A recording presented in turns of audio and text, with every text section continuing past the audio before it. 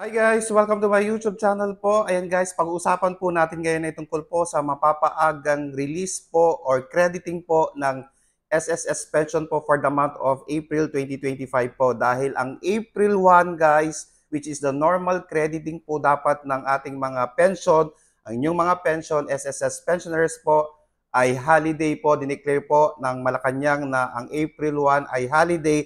Kaya ang crediting po ng inyong SSS pension for the month of April po 2025 ay March 31, 2025 po. Sa March 31 po, makikredit ang inyong April 2025 SSS pension. Kaya nga po sa ating mga SSS pensioners po, abang-abang na po tayo by March 31 dahil makikredit na po ito sa araw na iyon. Ayan po, please do not forget to subscribe, like, and share para po lagi po kayong updated sa ating mga videos. Maraming salamat po and stay safe. Bye-bye!